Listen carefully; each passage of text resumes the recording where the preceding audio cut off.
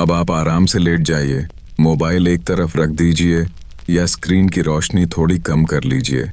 शरीर को ढीला छोड़ दीजिए और बस मेरी आवाज़ को सुनते रहिए। इस कहानी को ऐसे सुनिए जैसे कुछ याद रखने की ज़रूरत नहीं, बस सुनते सुनते नींद आने दीजिए। अगर आपको ऐसी शांति भरी नींद लाने वाली कहानियाँ पसंद आती हैं तो चैनल को सब्सक्राइब ज़रूर कर लीजिए, वीडियो को लाइक कीजिए और नीचे कमेंट में लिखिए कि आपको यह कहानी कैसी लगी। आपकी एक छोटी सी प्रतिक्रिया हमें ऐसी और कहानियाँ बनाने की ताकत देती है। अब कुछ भी करने की ज़रूरत नहीं है, बस आराम से लेटे रहिए, सांसों को धीरे होने दीजिए और कहानी को अपना काम करने दीजिए। गुफाओं में रहने वाले इंसान पूरा दिन करते क्या थे? सूरज की रोशनी गुफा के मुंह तक आती थी और वहीं रुक जाती थी। अंदर ठंडक बनी रहती थी, दीवारों पर नमी की हल्की सी खुशबू थी, फर्श पर पत्थरों की ठंडक पैरों तक पहुंचती थी और इंसान जागते ही किसी घड़ी या समय के बारे में नहीं सोचता था। बस आंख खुलती थी और शरीर अपने आप यह समझ लेता था कि आज का काम फिर से शुरू होना है। गुफा के भीतर जहां सोया गया था वहां से उठकर पहले थोड़ी देर बैठना होता था।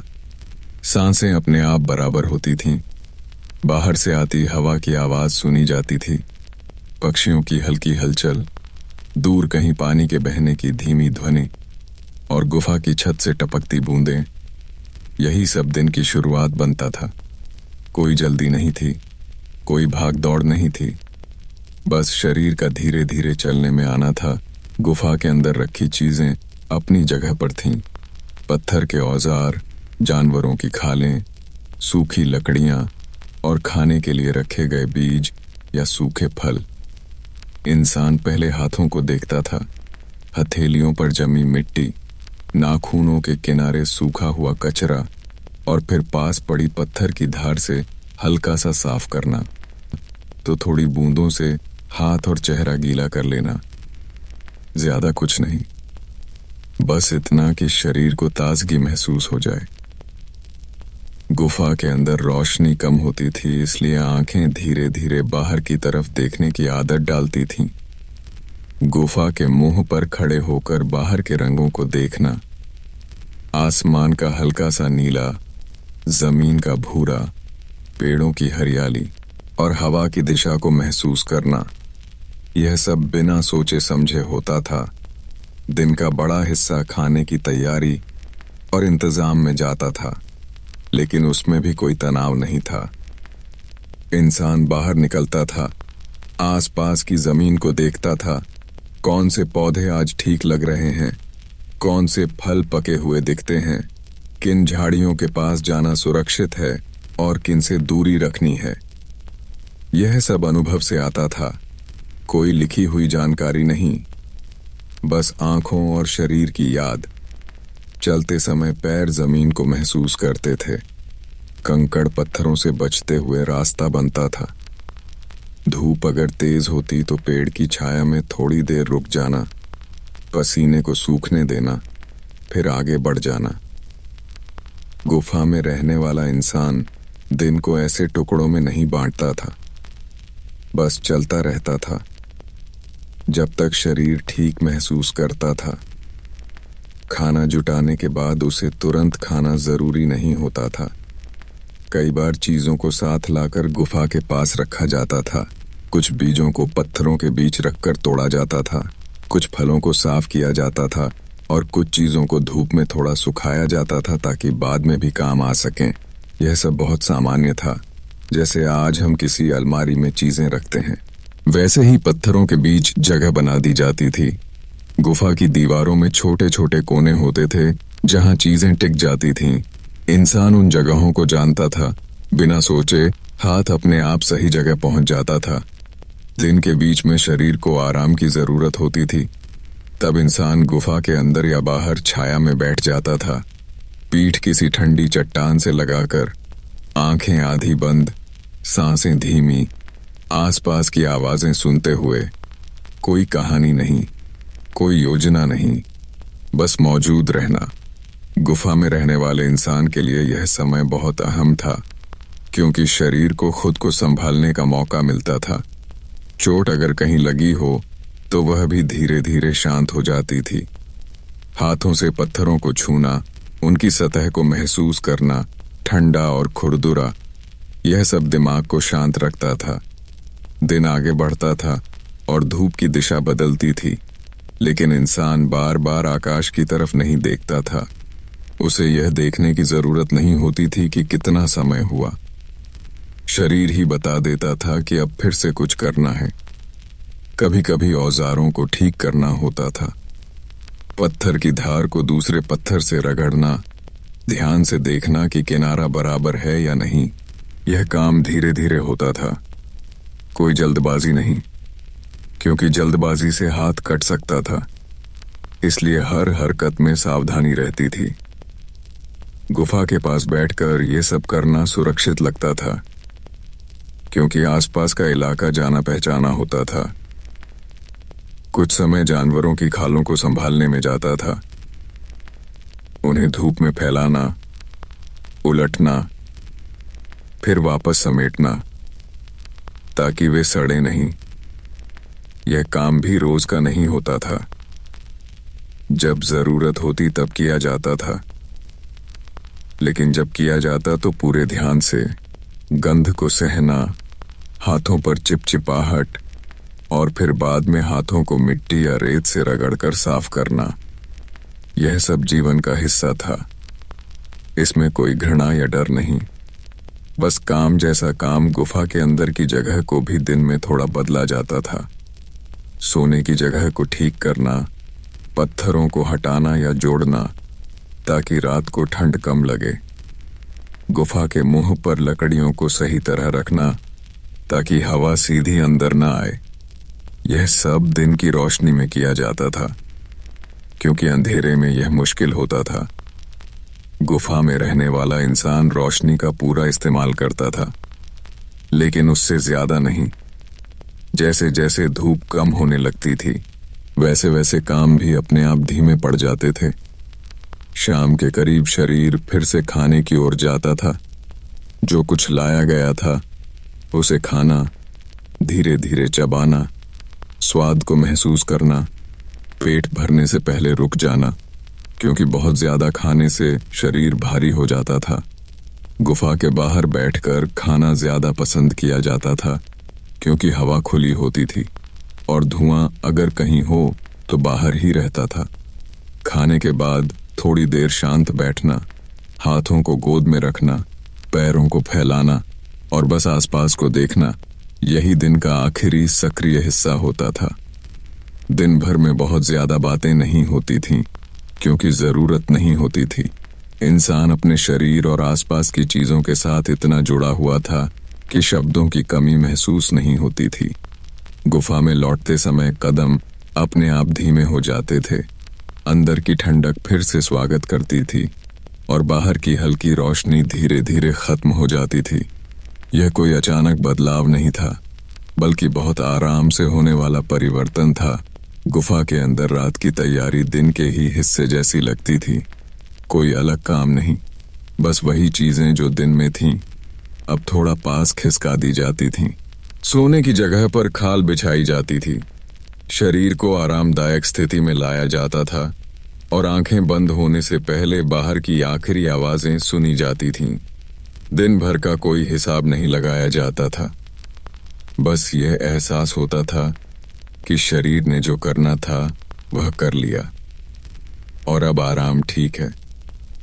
इसी तरह गुफाओं में रहने वाले इंसान का एक पूरा दिन बिना शोर, बिना तनाव और बिना किसी जल्दी के धीरे धीरे पूरा हो जाता था। हवा का असर इस दिन में बहुत साफ दिखाई देता था। सुबह से ही हवा का रुख थोड़ा अलग था।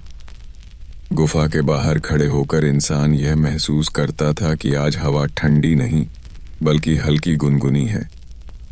इसमें नमी ज्यादा है और यह शरीर की त्वचा पर रुकती हुई लगती है।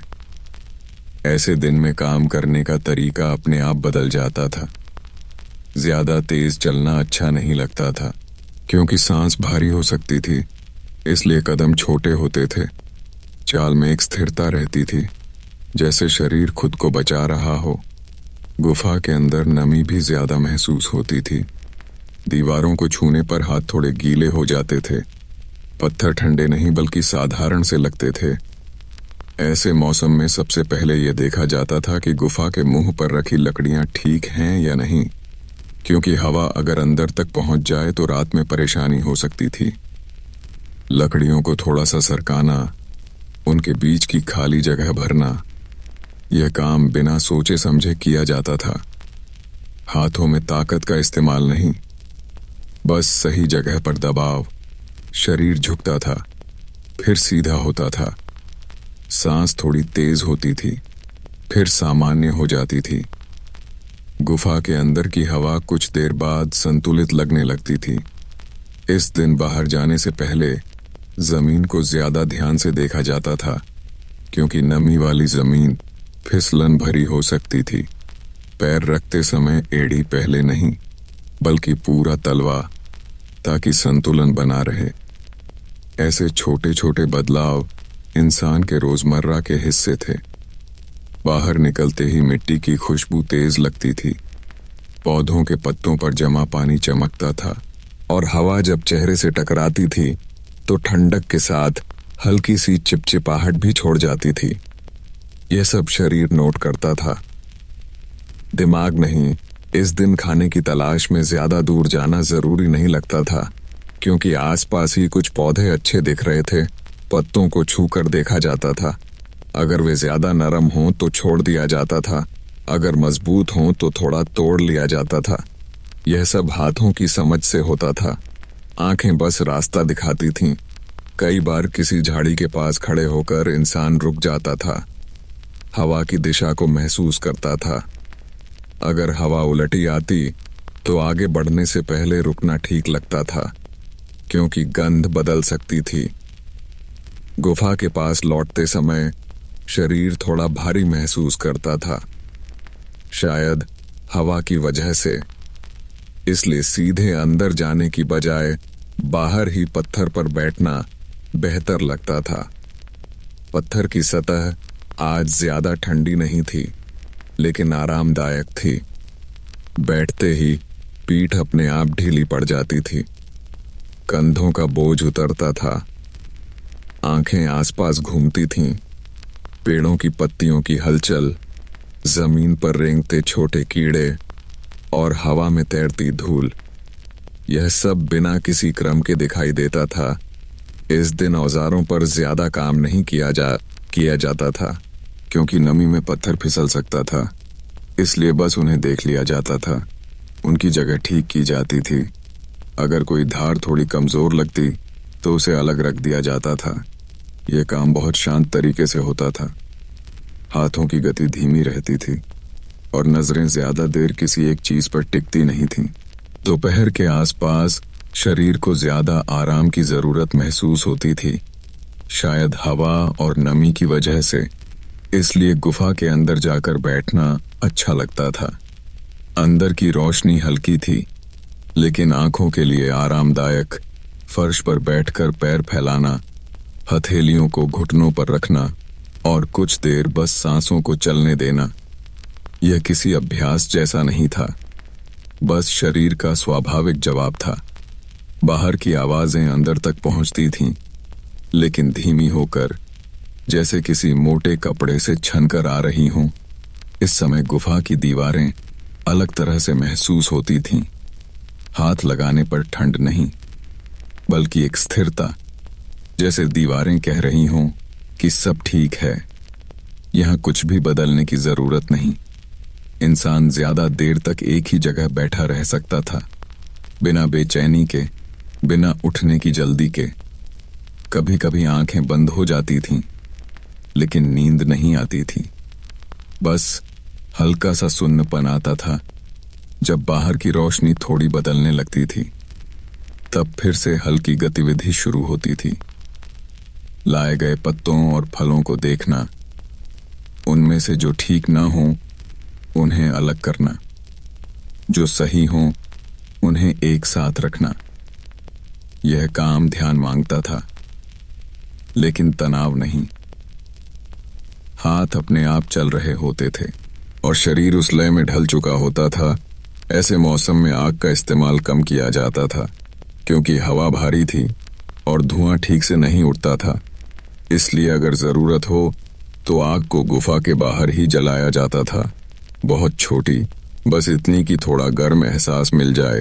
हाथों को पास लाना, फिर दूर करना, गर्मी और हवा का मिलना, यह सब शरीर को संतुलन देता था। शाम के समय हवा थोड़ी शांत हो जाती थी, नमी अब उतनी परेशान नहीं करती थी और बाहर बैठना फिर से अच्छा लगने लगता था। खाना धीरे धीरे खाया जाता था, बीच बीच में रुककर सांस ली जाती थी। पेट भरने से पहले ही रुक जाना बेहतर लगता था, क्योंकि भारीपन इस मौसम में ज्यादा महसूस होता था। खाने के बाद गुफा के बाहर कुछ देर टहलना अच्छा लगता था। बहुत दूर नहीं, बस आसपास जमीन की हालत देखना, पत्थरों को पहचानना, ताकि रात में गलती ना हो। यह टहलना किसी उद्देश्य से नहीं, बस शरीर को ढीला करने के लिए होता था। कदम अपने आप सही जगह पड़ते थे। अंधेरा धीरे धीरे बढ़ता था। कोई अचानक बदलाव नहीं, बस रंगों का कम होना। गुफा के अंदर लौटते समय हवा अब कम महसूस होती थी और अंदर की स्थिरता ज्यादा साफ लगती थी। लकड़ियों को एक बार फिर देख लिया जाता था। खालों को सही जगह बिछाया जाता था। शरीर को उस जगह पर टिकाया जाता था जहां सबसे ज्यादा आराम मिलता था। इस दिन का अंत भी बिना किसी खास निशान के होता था। नमी, हवा और शरीर की थकान सब मिलकर एक शांत एहसास बनाते थे। आंखें बंद होती थीं, बाहर की आवाजें धीरे धीरे दूर लगने लगती थीं और गुफा के भीतर वही स्थिरता रह जाती थी, जिसमें कोई जल्दी नहीं, कोई सवाल नहीं, बस शरीर का आराम में जाना था। इस हिस्से में दिन को जमीन की सतह और शरीर के सीधे संपर्क से महसूस किया जाता था।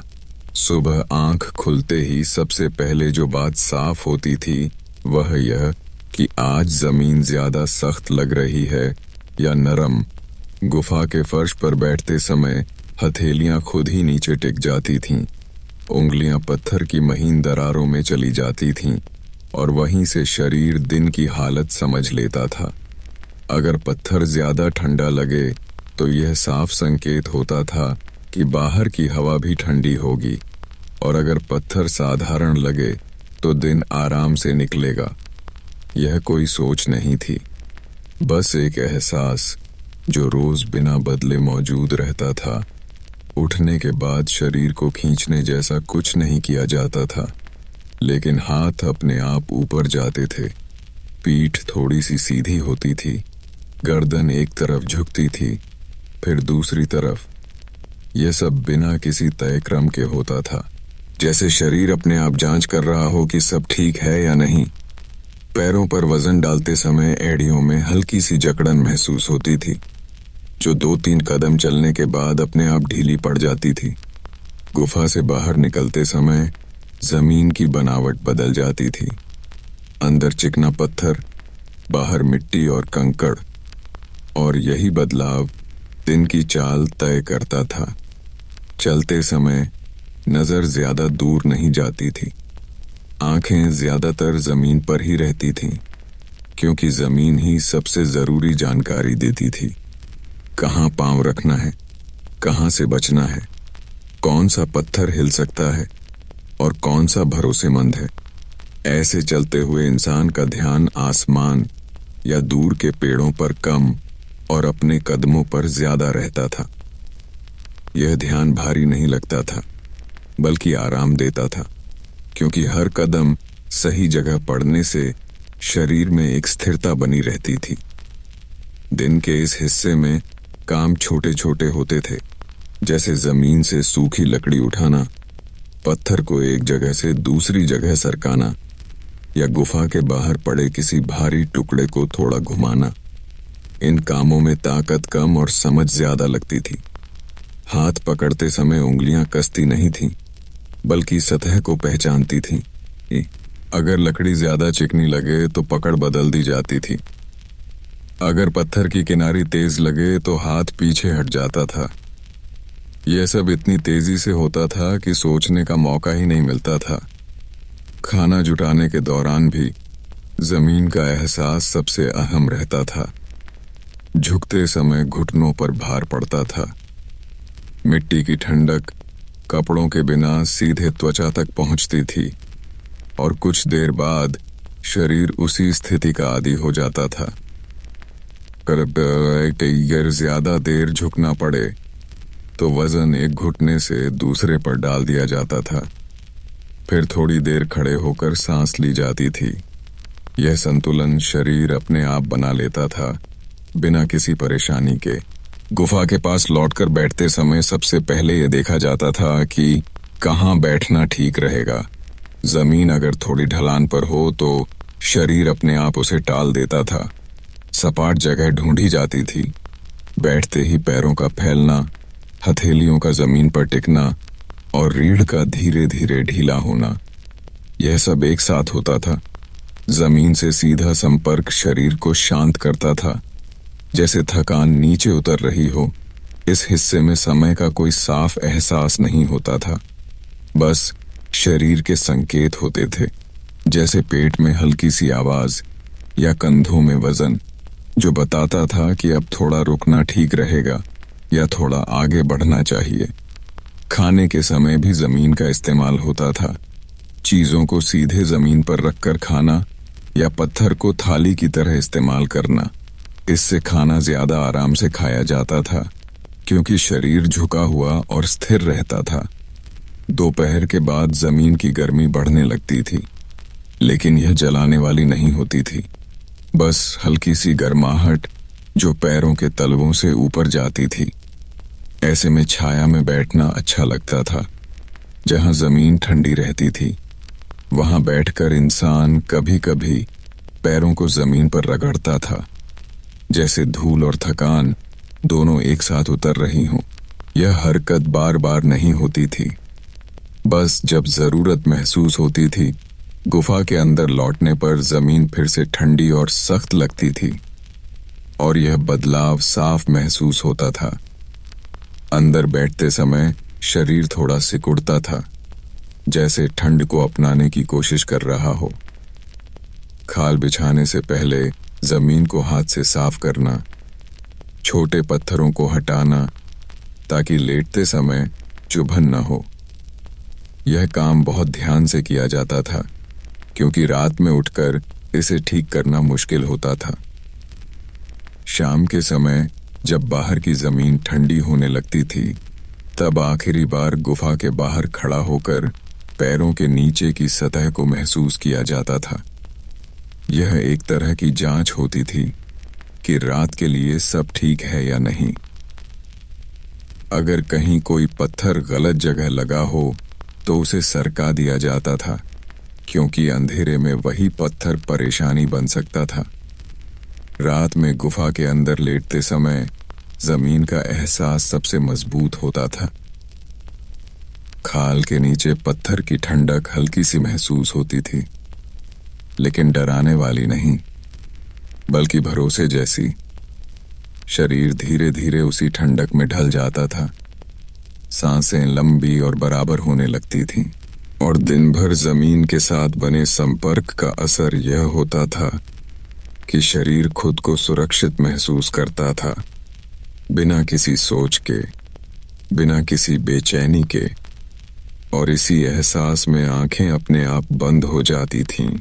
इस हिस्से में दिन को हाथों के काम और स्पर्श से समझा जाता था। सुबह उठते ही उंगलियों में हल्की सी जकड़न महसूस होती थी, जैसे रात भर वे शांत पड़ी रही हों। लेकिन जैसे ही हथेलियां आपस में रगड़ी जाती थीं या पास पड़े पत्थर को छुआ जाता था, वह जकड़न धीरे धीरे खुलने लगती थी। हाथ गुफा के भीतर सबसे पहले हर चीज को पहचानते थे। खाल की नरमी, पत्थर की सख्ती, लकड़ी की खुरदरापन, और इन्हीं स्पर्शों से दिन की शुरुआत होती थी। हाथों से ही यह तय होता था कि आज कौन सा काम पहले किया जाए। अगर उंगलियां मजबूत महसूस कर रही हों तो पत्थर के औजारों को देख लिया जाता था। उन्हें उठाकर थोड़ा सा घुमाना, वजन को महसूस करना, धार को अंगूठे से बहुत हल्का सा छूकर जांचना, यह सब आंखों से कम और हाथों से ज्यादा होता था, क्योंकि हाथ झूठ नहीं बताते थे। अगर धार सही न हो तो उंगली तुरंत बता देती थी और फिर उसे अलग रख दिया जाता था। दिन के पहले हिस्से में हाथों का इस्तेमाल ज्यादा सावधानी से किया जाता था। लकड़ी उठाते समय उंगलियां पूरी तरह बंद नहीं होती थीं, बल्कि हल्का सा पकड़ बनाती थीं, ताकि अगर लकड़ी फिसले तो हाथ चोटिल न हो। जमीन से कुछ उठाते समय हथेली पहले नीचे जाती थी, फिर उंगलियां, और उठाने के बाद कलाई अपने आप सीधी होती थी। ये हरकतें बहुत साधारण थीं, लेकिन इनके बिना काम नहीं चलता था। खाना जुटाते समय भी हाथों का रोल सबसे अहम होता था। पत्तों को तोड़ते समय उंगलियों का दबाव बहुत हल्का रखा जाता था, ताकि पौधा पूरी तरह न टूटे। फल उठाते समय हथेली का घेरा बदल जाता था। गोल फल के लिए गोल पकड़, लंबे के लिए सीधी। यह सब बिना सोचे होता था। हाथों ने सालों में यह सीख लिया था कि कौन सा दबाव ठीक है और कौन सा नहीं। गुफा के पास लौटकर हाथों से चीजों को व्यवस्थित करना होता था। बीजों को एक जगह रखना, फलों को दूसरी जगह, और सूखी लकड़ियों को दीवार के सहारे लगाना।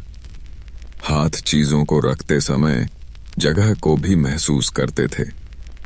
अगर पत्थर थोड़ा ढलान पर हो तो चीज वहां नहीं रखी जाती थी, क्योंकि फिसल सकती थी। यह सावधानी हर बार अपनाई जाती थी। दोपहर के आसपास हाथों को थोड़ा आराम देना जरूरी लगता था। तब इंसान बैठकर हथेलियों को घुटनों पर रख देता था। उंगलियां ढीली छोड़ दी जाती थीं। कभी कभी अंगूठा बाकी उंगलियों पर हल्के से घूम जाता था, जैसे उन्हें शांत कर रहा हो। यह कोई सोच समझकर किया गया काम नहीं था, बस शरीर की आदत थी। हाथों में खून का बहाव फिर से बराबर होने लगता था। इस समय हाथों से दीवारों को छूना भी एक आराम देने वाला काम था। गुफा की दीवारें खुरदुरी थीं, लेकिन परिचित हथेली जब उन पर चलती थी तो हर उभार जाना पहचाना लगता था, जैसे किसी नक्शे पर उंगलियां चल रही हों। यह स्पर्श हाथों और दिमाग दोनों को स्थिर करता था। दोपहर के बाद अगर कोई छोटा काम करना होता तो हाथ फिर से सक्रिय हो जाते थे, जैसे खाल को उलटना, उसे धूप में फैलाना या फिर वापस समेटना। खाल की गंध, उसकी मोटाई और उसका वजन, यह सब हाथों के जरिए समझा जाता था। आंखें बस मदद करती थीं, लेकिन फैसला हाथों का ही होता था। हाथों से ही खाना भी खाया जाता था, इसलिए उन्हें साफ रखना जरूरी था। मिट्टी या रेत से हथेलियों को रगड़ना, उंगलियों के बीच जमा चीजों को निकालना, यह काम धीरे धीरे किया जाता था। कोई जल्दबाजी नहीं, क्योंकि साफ हाथ खाने को बेहतर बनाते थे और पेट को भी आराम देते थे। शाम के समय हाथों की थकान साफ महसूस होने लगती थी। उंगलियों में भारीपन, कलाई में हल्की सी सुस्ती। तब इंसान हाथों को गोद में रखकर बैठ जाता था, उन्हें आराम देता था, बिना किसी काम के, बस ऐसे ही। बाहर की हवा हथेलियों से टकराती थी और ठंडक धीरे धीरे अंदर जाती थी। रात के लिए तैयारी करते समय हाथ आखिरी बार सक्रिय होते थे। खाल को ठीक जगह बिछाना, लकड़ियों को सही तरह लगाना ताकि हवा अंदर न आए, और फिर पत्थरों को थोड़ा सा सरकाना। यह सब काम बहुत ध्यान से किया जाता था, क्योंकि रात में हाथों से ज्यादा काम नहीं करना अच्छा होता था। लेटते समय हथेलियां अपने आप शरीर के पास आ जाती थीं, कभी छाती पर, कभी पेट पर। उंगलियां मुड़ी हुई और धीरे धीरे पूरी तरह ढीली। दिन भर का सारा काम जैसे हाथों से उतर रहा हो। सांसें गहरी हो जाती थीं और हाथों की शांति के साथ ही पूरा शरीर भी आराम में चला जाता था। इस हिस्से में दिन को आवाजों के साथ बिताया जाता था। आंख खुलने से पहले ही कान काम करने लगते थे। गुफा के बाहर की हल्की हलचल, कहीं दूर किसी जानवर के कदमों की आवाज, हवा के साथ पत्तियों का आपस में टकराना और गुफा की छत से गिरती पानी की बूंद, यह सब एक साथ नहीं आता था, बल्कि धीरे धीरे, जैसे आवाजें खुद तय कर रही हों कि किस क्रम में सुनी जाएं। इंसान बिना हिले पड़े पड़े ही सुनता रहता था, क्योंकि सुनने से ही यह समझ आ जाता था कि बाहर का माहौल कैसा है। जब आवाजें जानी पहचानी लगती थीं, तब उठना आसान लगता था। कोई अचानक तेज आवाज नहीं होती थी, इसलिए शरीर भी बिना झटके के हिलता था। बैठते समय पत्थर पर कपड़े या खाल के सरकने की आवाज आती थी। ये आवाज रोज की थी, इसलिए दिमाग इसे अनदेखा कर देता था। बाहर से आती हवा की सरसराहट बताती थी कि आज हवा तेज नहीं है, और यह जानकारी काफी होती थी। गुफा के मुंह पर पहुंचते ही आवाजें साफ हो जाती थीं। बाहर की दुनिया ज्यादा खुली लगती थी। पक्षियों की आवाजें ऊपर से आती थीं। जमीन के पास छोटे जीवों की हलचल सुनाई देती थी, और कहीं कहीं पेड़ों की डालियों के हिलने की आवाज। इंसान खड़ा होकर कुछ पल सिर्फ सुनता था। देखने से ज्यादा सुनना जरूरी लगता था, क्योंकि आवाजें यह बताती थीं कि आसपास सब सामान्य है। चलते समय भी कान लगातार काम में रहते थे। पैरों के नीचे कंकड़ खिसकने की आवाज, सूखी टहनी के टूटने की हल्की चटक और अपनी ही सांसों की आवाज, ये सब मिलकर चलने की लय बनाते थे। अगर सांस की आवाज तेज लगने लगे तो कदम अपने आप धीमे हो जाते थे। यह कोई सोच नहीं थी, बस शरीर का तरीका था। खुद को संतुलित रखने का खाना जुटाते समय आवाजों पर ज्यादा ध्यान दिया जाता था। पत्तों को तोड़ते समय उनकी खड़क, फल को जमीन पर रखते समय हल्की सी थाप, और आसपास की झाड़ियों से आती किसी अनजान हलचल, यह सब कान तुरंत पकड़ लेते थे। अगर कोई आवाज बहुत अलग लगती तो इंसान वहीं रुक जाता था, बिना हिले, बिना आगे बढ़े, सिर्फ सुनता था, और जब सब फिर से शांत लगता तभी आगे बढ़ता था। गुफा के पास लौटते समय आवाजें फिर से सीमित हो जाती थीं। अंदर की हवा भारी और शांत होती थी। आवाजें दीवारों से टकराकर वापस आती थीं, जिससे गुफा का आकार और दूरी का अंदाजा होता था। इंसान बिना देखे भी समझ जाता था कि गुफा के किस हिस्से में खड़ा है, क्योंकि हर जगह की गूंज थोड़ी अलग होती थी। दोपहर के आसपास आवाजें कम हो जाती थीं, बाहर की हलचल धीमी पड़ जाती थी, और गुफा के अंदर लगभग शांति रहती थी। इस शांति में अपनी सांसों की आवाज ज्यादा साफ सुनाई देती थी। सांस अंदर जाते समय हल्की सी सिसकारी, और बाहर आते समय लंबी सी हवा। ये आवाजें परेशान नहीं करती थीं, बल्कि शरीर को आराम देती थीं, जैसे कोई लय बन गई हो। इस समय इंसान अक्सर बिना किसी काम के बैठा रहता था, सिर्फ सुनने के लिए। दूर से आती किसी हल्की आवाज को पकड़ने की कोशिश नहीं करता था, बस जो पास है वही सुनता था। गुफा की दीवारों से टपकती बूंद, कभी कभी खाल के हिलने की आवाज, और बाहर से आती हवा की हल्की गूंज, यह सब मिलकर एक स्थिर माहौल बनाते थे। दोपहर के बाद जब फिर से हल्का काम शुरू होता था, तब आवाजें वापस ध्यान में आने लगती थीं। औजार को उठाने पर पत्थर की थक, लकड़ी को सरकाने पर घिसने की आवाज, और चीजों को रखते समय उनका अपनी जगह पर टिकने का हल्का सा स्वर। ये आवाजें बताती थीं कि काम सही हो रहा है। अगर कोई आवाज गलत लगे तो हाथ अपने आप रुक जाते थे। खाने के समय आवाजें बहुत धीमी होती थीं। चबाने की हल्की सी आवाज, हाथों से चीजों के हिलने की सरसराहट, और बीच बीच में सांसों का संतुलित बहाव। यह सब इतना सामान्य था कि इस पर ध्यान ही नहीं जाता था, लेकिन ये आवाजें मिलकर एक आरामदायक माहौल बनाती थीं। शाम के समय बाहर की आवाजें बदलने लगती थीं। पक्षियों की आवाजें कम हो जाती थीं। हवा की दिशा बदलने से उसकी आवाज भी अलग लगने लगती थी। इंसान बैठकर यह बदलाव सुनता था, बिना किसी जल्दी के, क्योंकि यही आवाजें बताती थीं कि अब दिन ढल रहा है और काम धीरे धीरे रोकना ठीक रहेगा। गुफा के अंदर लौटते समय आवाजें फिर से सीमित और गहरी हो जाती थीं। कदमों की आवाज गूंज बनकर वापस आती थी और हर कदम के साथ यह गूंज थोड़ी बदलती थी, जिससे दूरी और जगह का अंदाजा होता था। लकड़ियों को सही जगह रखने की आवाज, खाल के बिछने की सरसराहट और फिर सबका शांत हो जाना। यह सब रात की तैयारी का हिस्सा था। लेटते समय सबसे आखिरी आवाजें बाहर से आती थीं। दूर कहीं किसी जानवर की धीमी आवाज या हवा का आखिरी झोंका।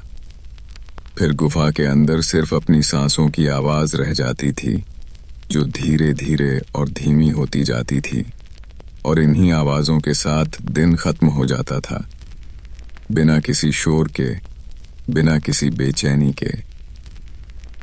बस सुनते सुनते शरीर आराम में चला जाता था।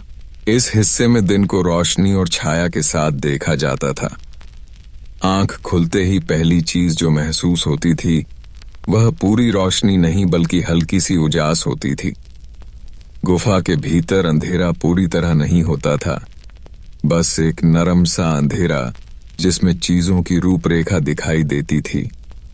जैसे जैसे आंखें खुलती जाती थीं, दीवारों के किनारे, फर्श की रेखाएं और गुफा के मुंह से आती पतली सी रोशनी साफ होने लगती थी।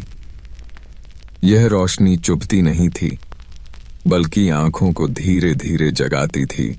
उठकर बैठते समय आंखें अपने आप गुफा के मुंह की तरफ जाती थीं, जहां रोशनी की लकीर जमीन पर पड़ती थी।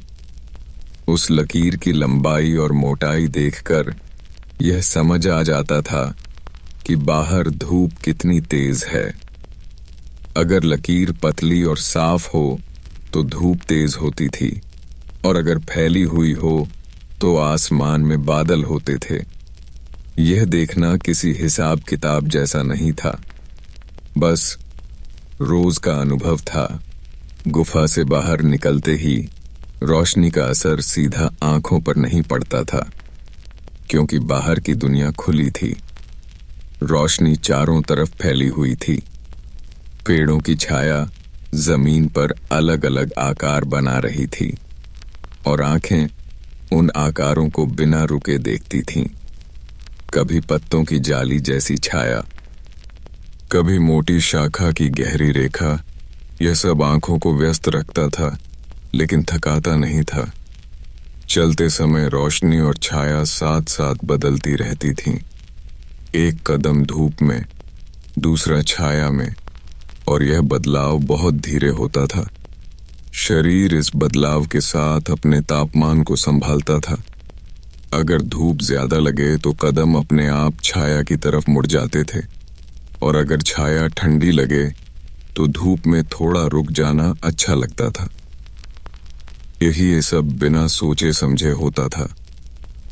खाना जुटाने के दौरान रोशनी बहुत काम आती थी। पत्तों का रंग धूप में अलग दिखता था, छाया में अलग। फल धूप में चमकते थे और छाया में शांत लगते थे। आंखें इन फर्कों को पहचान लेती थीं और हाथ उसी हिसाब से बढ़ते थे। ज्यादा तेज रोशनी में आंखें थोड़ी सिकुड़ जाती थीं और छाया में आते ही फिर से खुल जाती थीं। गुफा के पास लौटकर बैठते समय छाया सबसे आरामदायक लगती थी। गुफा का मुंह खुद एक बड़ी छाया बन जाता था, जहां बैठकर बाहर की रोशनी देखी जा सकती थी। आंखें बाहर की चमक और अंदर के अंधेरे के बीच संतुलन बना लेती थीं, और यही संतुलन शरीर को आराम देता था। दोपहर के समय रोशनी सबसे स्थिर होती थी, बहुत ज्यादा तेज नहीं, लेकिन साफ। ऐसे में गुफा के अंदर रहना अच्छा लगता था। अंदर की रोशनी बहुत कम होती थी, लेकिन आंखें अब इसकी आदी हो चुकी थीं। दीवारों पर हल्के हल्के उभार, पत्थरों के रंग और फर्श की बनावट सब धीरे धीरे दिखाई देते थे। आंखों को ज्यादा मेहनत नहीं करनी पड़ती थी। इस समय आंखें कभी कभी बंद हो जाती थीं, लेकिन नींद के लिए नहीं, बस रोशनी से थोड़ा आराम लेने के लिए। बंद पलकों के पीछे भी हल्की उजास बनी रहती थी, जो आंखों को शांत करती थी। कुछ देर बाद आंखें अपने आप फिर से खुल जाती थीं। दोपहर के बाद जब रोशनी की दिशा बदलने लगती थी, तब छायाएं लंबी होने लगती थीं। पेड़ों की छाया जमीन पर फैल जाती थी और गुफा के मुंह की छाया भी बदल जाती थी। यह बदलाव बहुत धीरे होता था, इसलिए आंखें इसे बिना किसी चौंक के देखती रहती थीं। यह बदलाव यह बताने के लिए काफी था कि अब दिन ढलने की तरफ है। इस समय हल्के काम करना आसान लगता था, क्योंकि रोशनी नरम हो जाती थी। आंखों पर जोर नहीं पड़ता था। चीजों को उठाना, रखना या देखना सब आराम से होता था। धूप की गर्मी कम होने से शरीर भी ढीला महसूस करता था। शाम के समय रोशनी और भी कम हो जाती थी। रंग गहरे होने लगते थे और छाया लगभग हर जगह फैल जाती थी। गुफा के अंदर और बाहर का फर्क कम हो जाता था। आंखें अब ज्यादा देर तक बाहर की तरफ नहीं देखती थीं, बल्कि अंदर की तरफ लौट आती गई थी। गुफा के अंदर लौटते समय रोशनी सिर्फ गुफा के मुंह तक सीमित रह जाती थी। अंदर की जगह धीरे धीरे अंधेरी होती जाती थी, लेकिन यह अंधेरा डराने वाला नहीं होता था, बल्कि परिचित। आंखें इसमें भी रास्ता पहचान लेती थीं। खाल बिछाने, चीजें रखने, सब काम बिना परेशानी के हो जाते थे। लेटते समय आंखें आखिरी बार उस हल्की सी रोशनी को देखती थीं जो बाहर से अंदर आ रही होती थी, और जैसे ही वह रोशनी और कम होती जाती थी, आंखें अपने आप बंद हो जाती थीं। दिन भर रोशनी और छाया के साथ चलने के बाद आंखों को अब आराम मिलना आसान लगता था, और इसी शांत बदलाव के साथ दिन धीरे धीरे खत्म हो जाता था। इस हिस्से में दिन को गंध और हवा में घुले एहसास के साथ जिया जाता था। आंख खुलते ही सबसे पहले जो बात साफ होती थी, वह कोई दृश्य या आवाज नहीं, बल्कि गुफा की अपनी गंध थी। पत्थर की नमी, खाल की हल्की सी गंध, जली हुई लकड़ी का पुराना असर और बाहर से आती मिट्टी की सौंधी खुशबू, यह सब मिलकर एक परिचित माहौल बनाता था। इंसान बिना हिले ही सांस लेता था, और हर सांस के साथ ये समझ लेता था कि रात में नमी बढ़ी या कम हुई, बाहर की हवा कैसी है और दिन का मिजाज कैसा रहने वाला है। उठकर बैठते समय गंध थोड़ा बदल जाती थी। नीचे की ठंडी जमीन की गंध ऊपर आती थी और गुफा के मुंह से आती हवा उसमें मिल जाती थी। यह बदलाव बहुत हल्का होता था, लेकिन शरीर इसे तुरंत पकड़ लेता था। बाहर निकलते समय पहली सांस में मिट्टी और पत्तों की खुशबू ज्यादा साफ महसूस होती थी। अगर हवा में नमी हो तो यह खुशबू भारी लगती थी, और अगर हवा सूखी हो तो हल्की और खुली। यही फर्क इंसान को बताता था कि आज काम कैसे करना ठीक रहेगा। चलते समय गंध रास्ता भी दिखाती थी। जहां जमीन गीली होती थी, वहां से अलग तरह की खुशबू आती थी, और जहां सूखी पत्तियां ज्यादा होती थीं, वहां हवा में हल्की सी कड़वाहट। इंसान बिना देखे ही समझ जाता था कि कौन सी जगह से बचना है और कहां आराम से चल सकते हैं। झाड़ियों के पास पहुंचते ही उनकी गंध पहले आती थी, और हाथ तभी आगे बढ़ते थे जब गंध जानी पहचानी लगती थी। खाना जुटाने के दौरान गंध सबसे जरूरी संकेत बन जाती थी। फल पका है या नहीं, यह आंख से कम और नाक से ज्यादा समझ आता था। पके फल की खुशबू थोड़ी मीठी और साफ होती थी, जबकि कच्चे या खराब फल की गंध अलग। इंसान फल को हाथ में लेने से पहले ही सूंघ लेता था। अगर गंध ठीक न लगे तो उसे वहीं छोड़ दिया जाता था। इसमें कोई सोच नहीं, बस आदत और अनुभव। गुफा के पास लौट कर रखी चीजों की गंध भी जांची जाती थी। बीजों की हल्की सी मिट्टी वाली गंध, सूखी लकड़ी की साफ खुशबू और खाल की परिचित गंध। अगर किसी चीज में अलग तरह की गंध आती तो उसे बाकी से अलग रख दिया जाता था ताकि बाकी चीजें खराब न हों। यह सब बहुत शांति से होता था, बिना किसी चिंता के। दोपहर के समय जब हवा स्थिर हो जाती थी तब गंधें ज्यादा देर तक एक ही जगह रहती थीं। गुफा के अंदर नमी की गंध साफ महसूस होती थी और बाहर की मिट्टी की खुशबू अंदर तक नहीं आती थी। ऐसे समय में अंदर बैठना आरामदायक लगता था। सांस लेते समय गंध बदलती नहीं थी, जिससे शरीर को एक स्थिर एहसास मिलता था। इस समय इंसान कभी कभी गुफा की दीवारों के पास बैठकर सिर्फ सांस लेता था। दीवारों से आती ठंडी गंध और खाल की नरमी की गंध, यह सब मिलकर एक बंद लेकिन सुरक्षित माहौल बनाता था। कोई नई गंध नहीं होती थी और यही कमी दिमाग को शांत रखती थी। दोपहर के बाद जब बाहर की हवा फिर से चलने लगती थी तब गंधें भी चलने लगती थीं। दूर की मिट्टी, पेड़ों की पत्तियां, पिन्नी और कहीं जली लकड़ी की पुरानी गंध सब हवा के साथ मिलकर आती थीं। इंसान इन्हें पहचानता था लेकिन पकड़ने की कोशिश नहीं करता था, बस आने देता था और जाने देता था। इस समय हल्का काम करना ठीक लगता था क्योंकि हवा के साथ आती गंधें शरीर को सुस्त नहीं होने देती थीं। खाल को उलटते समय उसकी गंध थोड़ी तेज लगती थी, लेकिन यह जानी पहचानी होती थी, इसलिए परेशान नहीं करती थी। हाथ काम करते रहते थे और सांसें अपने आप गहरी होती जाती थीं। खाने के समय गंध और स्वाद एक साथ काम करते थे। खाना मुंह में रखने से पहले ही उसकी गंध पेट को तैयार कर देती थी। धीरे धीरे चबाने के साथ गंध और स्वाद मिलते थे और शरीर यह समझ लेता था कि कितना खाना काफी है। ज्यादा खाने की जरूरत महसूस नहीं होती थी। शाम के समय बाहर की गंध बदलने लगती थी। मिट्टी की खुशबू थोड़ी ठंडी हो जाती थी और हवा में नमी फिर से बढ़ने लगती थी। यह बदलाव बहुत धीरे होता था, इसलिए कोई चौंक नहीं होती थी। इंसान बाहर बैठकर इस बदलती गंध को महसूस करता था, जैसे दिन खुद धीरे धीरे बंद हो रहा हो।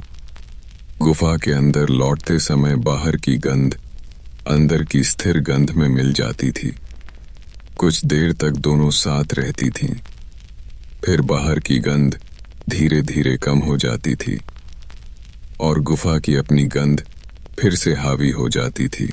यह बदलाव शरीर को बताता था कि अब आराम का समय करीब है। रात की तैयारी करते समय गंधें सीमित हो जाती थीं।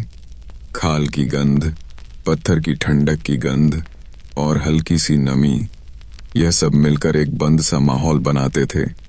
लेकिन यह घुटन नहीं देता था, बल्कि सुरक्षा का एहसास देता था। लेटते समय सांसों के साथ गंध भी धीमी लगने लगती थी, जैसे हवा भी थक गई हो। बाहर से आने वाली नई गंधें अब अंदर तक नहीं पहुंचती थीं और इंसान उसी परिचित माहौल में आराम से लेट जाता था। सांसें बराबर होती जाती थीं और गंधों का यह स्थिरपन शरीर को धीरे धीरे नींद की तरफ ले जाता था। बिना किसी सोच के, बिना किसी हलचल के, बस दिन के अंत का शांत एहसास बना रहता था। इस हिस्से में दिन को शरीर के भीतर चल रही हलचल और संतुलन के साथ महसूस किया जाता था। आंख खुलते ही सबसे पहले पेट का हल्का सा एहसास आता था, न ज्यादा भरा हुआ, न पूरी तरह खाली, बस एक संकेत कि शरीर तैयार है। यह एहसास किसी शब्द में नहीं बदलता था, बस मौजूद रहता था। उठते समय पेट और पीठ का तालमेल खुद तय करता था कि कैसे बैठना है। ज्यादा झुकना ठीक नहीं लगता था, इसलिए सीधा बैठना आसान लगता था। सांस लेते ही छाती और पेट दोनों साथ साथ हिलते थे। और शरीर को पता चल जाता था कि सब ठीक चल रहा है। गुफा के भीतर कुछ कदम चलते ही पैरों की मांसपेशियां धीरे धीरे जागने लगती थीं। पहले थोड़ा भारीपन, फिर हल्की गर्माहट और फिर एक स्थिर ताकत। यह सब बहुत सामान्य था।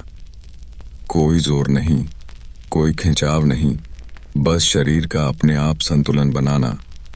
बाहर निकलते समय पेट की हल्की हलचल बताती थी कि आज ज्यादा तेज चलने की जरूरत नहीं, इसलिए चाल अपने आप सीमित रहती थी। चलते समय शरीर के बीच का हिस्सा यानी कमर और पेट हर कदम को संभालते थे। अगर जमीन थोड़ी ऊबड़ हो तो पेट की मांसपेशियां खुद को कस लेती थीं ताकि गिरने का डर न हो, और जैसे ही रास्ता सपाट होता था वही मांसपेशियां ढीली पड़ जाती थीं। यह सब बिना किसी सोच के होता था, जैसे शरीर ने खुद ही जिम्मेदारी ले रखी हो। खाना जुटाते समय झुकना, उठना, मुड़ना, यह सब पेट और पीठ के तालमेल से ही संभव होता था। ज्यादा देर झुकने पर पेट में हल्की सी खिंचाव महसूस होती थी और वही संकेत होता था कि अब सीधा होना ठीक रहेगा। कुछ पल खड़े रहकर सांस लेना, पेट को ढीला छोड़ देना और फिर दोबारा काम में लग जाना। यह लय दिन भर चलती रहती थी। गुफा के पास लौटने पर बैठते समय पेट और जांघों का वजन जमीन पर टिक जाता था।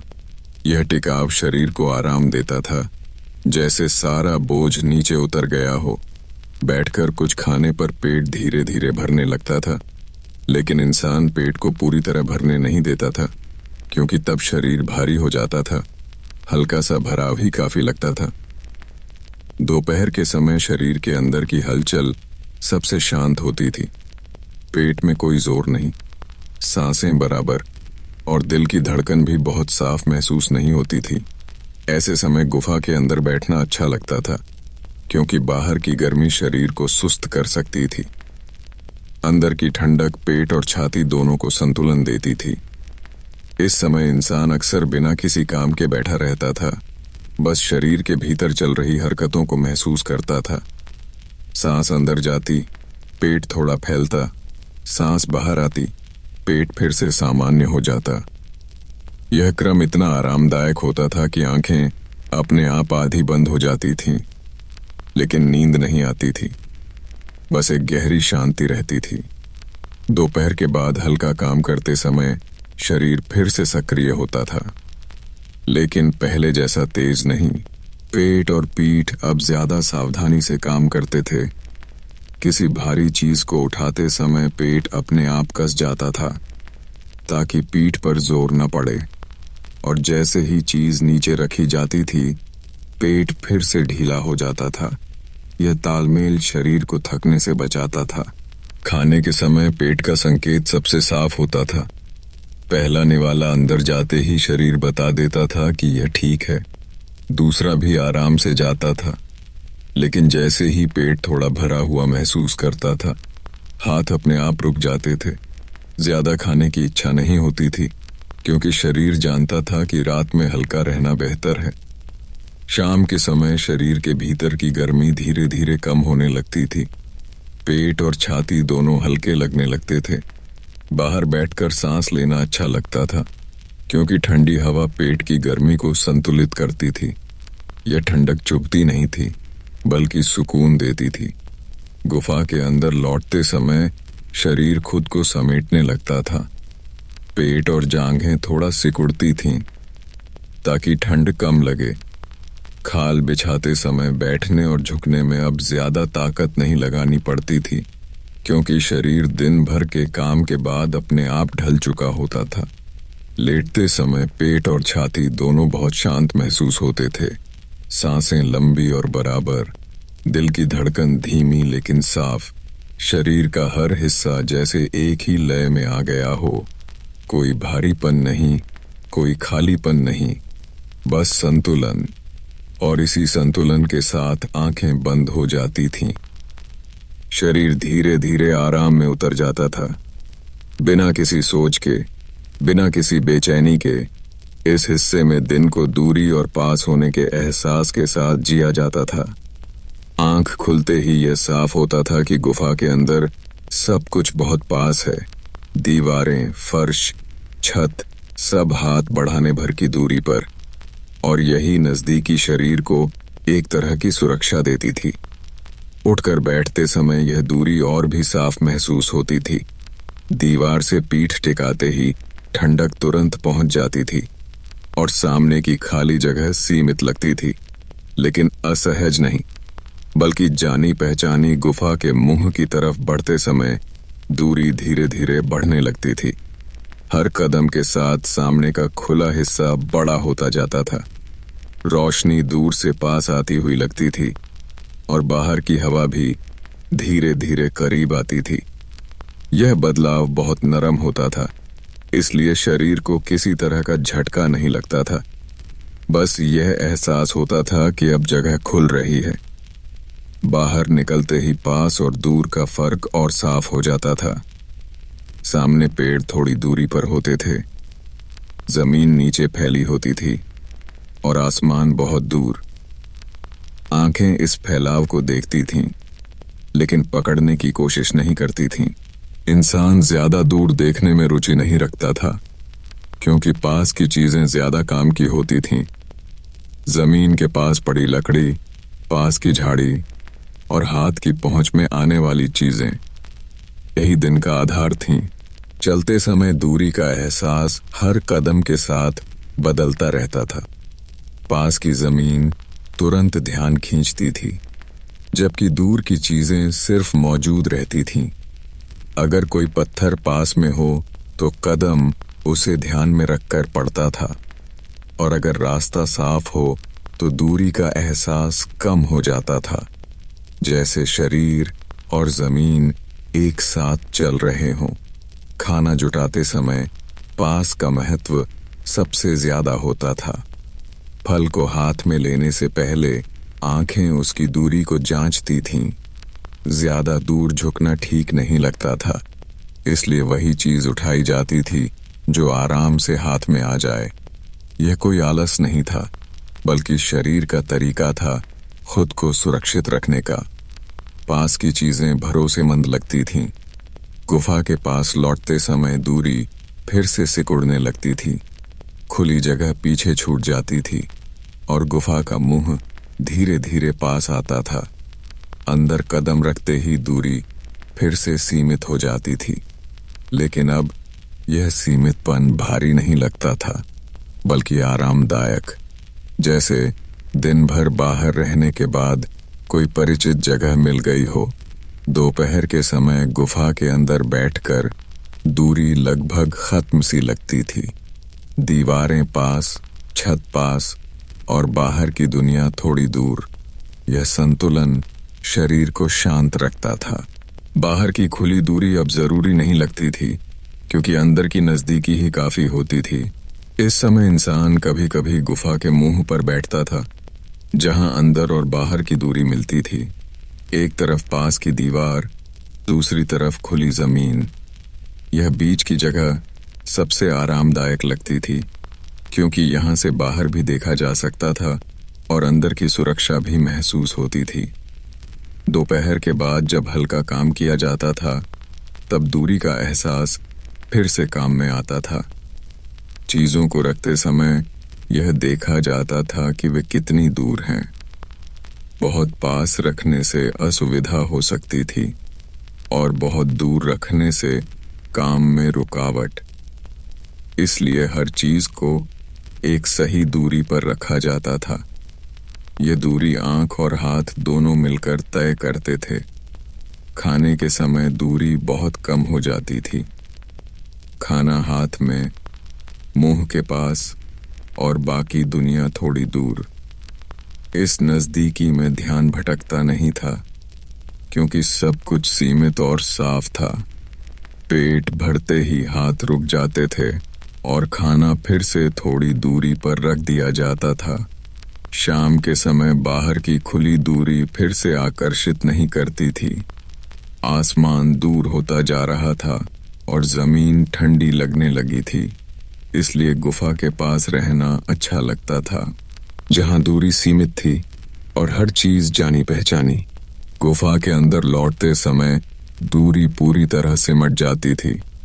बाहर की दुनिया अब बस गुफा के मुंह तक रह जाती थी। अंदर सब कुछ पास होता था और यही पास होना शरीर को आराम देता था। खाल बिछाते समय हाथ और जमीन के बीच कोई दूरी नहीं रहती थी, सब कुछ सीधे संपर्क में होता था। लेटते समय दूरी का एहसास लगभग खत्म हो जाता था। शरीर और जमीन, शरीर और दीवार सब एक साथ जैसे जुड़े हुए लगते थे। बाहर की दुनिया अब बहुत दूर महसूस होती थी और अंदर की यह नजदीकी ही काफी थी। सांसें धीरे धीरे गहरी होती जाती थीं और दूरी के इस शांत सिमटाव के साथ दिन बिना किसी हलचल के खत्म हो जाता था। इस हिस्से में दिन को तापमान और शरीर पर पड़ने वाले हल्के फर्क के साथ महसूस किया जाता था। आंख खुलते ही सबसे पहले जो बात साफ होती थी वह ठंड या गर्मी नहीं, बल्कि उनका बीच का हाल था। गुफा के अंदर हवा न ज्यादा ठंडी होती थी न गर्म, बस स्थिर, और यही स्थिरता शरीर को धीरे धीरे जगाती थी। उठते समय पीठ और कंधों पर हल्की ठंडक महसूस होती थी, जो यह बताने के लिए काफी थी कि रात में हवा शांत रही है।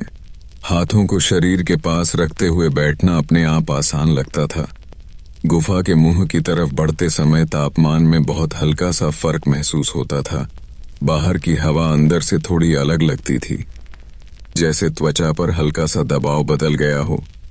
बाहर कदम रखते ही यह फर्क और साफ हो जाता था। धूप अगर हो तो त्वचा पर नरम गर्माहट आती थी, और अगर छाया हो तो वही हवा ठंडी सी लगती थी। यह बदलाव तेज नहीं होता था, इसलिए शरीर को इसे अपनाने में कोई परेशानी नहीं होती थी। चलते समय तापमान हर कुछ कदम में बदलता रहता था। धूप में कदम रखते ही पैरों के तलवों पर हल्की गर्मी, और छाया में आते ही वही तलवे फिर से ठंडे। शरीर इन बदलावों के साथ अपने आप तालमेल बना लेता था। अगर गर्मी थोड़ी ज्यादा लगने लगे तो चाल धीमी हो जाती थी, और अगर ठंडक ज्यादा हो तो कदम अपने आप तेज पड़ने लगते थे। यह कोई सोच नहीं थी, बस शरीर की समझ। खाना जुटाते समय तापमान बहुत मायने रखता था। धूप में ज्यादा देर झुकना ठीक नहीं लगता था, इसलिए छाया वाली जगह चुनी जाती थी, जहां हवा ठंडी रहती थी। वहां काम करते समय शरीर को कम थकान महसूस होती थी। अगर धूप से पसीना आने लगे तो थोड़ी देर रुककर हवा को त्वचा पर लगने दिया जाता था, ताकि शरीर फिर से संतुलन में आ जाए। गुफा के पास लौटने पर तापमान फिर से स्थिर लगने लगता था। अंदर की हवा बाहर से अलग थी। नमी और ठंडक दोनों बराबर। बैठते ही शरीर इस फर्क को पहचान लेता था और धीरे धीरे ढीला पड़ जाता था, जैसे अब किसी बदलाव की जरूरत नहीं। दोपहर के समय बाहर की गर्मी बढ़ सकती थी, लेकिन गुफा के अंदर तापमान लगभग वही रहता था। यह फर्क इंसान को अंदर रहने के लिए प्रेरित नहीं करता था, बस यह महसूस कराता था कि यहाँ आराम है। अंदर बैठकर त्वचा पर ठंडक बनी रहती थी और सांसें बिना रुकावट के चलती रहती थीं। इस समय शरीर की गर्मी अपने आप नियंत्रित रहती थी। न ज्यादा पसीना, न ज्यादा ठंड, बस एक साधारण एहसास जो काम न करने पर भी बेचैन नहीं करता था। इंसान कभी कभी हाथों को पत्थर पर रख देता था, ठंडक को हथेलियों से महसूस करता था, और वही ठंडक धीरे धीरे पूरे शरीर में फैलती सी लगती थी। दोपहर के बाद जब बाहर की हवा थोड़ी ठंडी होने लगती थी, तब बाहर बैठना फिर से अच्छा लगता था। त्वचा पर हवा का लगना सुखद लगता था। न चुभन, न सुस्ती। हल्का काम करते समय शरीर इस तापमान में सबसे सहज रहता था। ऐसे आव ऐसे कदही गब्दे को सिहाके हो। खाने के समय भी तापमान का ध्यान रहता था। बहुत गर्म जगह पर खाना भारी लगता था, इसलिए छाया में बैठकर खाना आसान लगता था। ठंडी हवा खाने को जल्दी खत्म करने की जल्दी नहीं देती थी। हर निवाला आराम से लिया जाता था।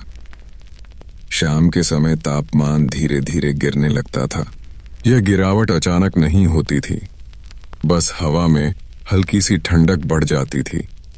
त्वचा इसे पहचान लेती थी और शरीर अपने आप खुद को समेटने लगता था।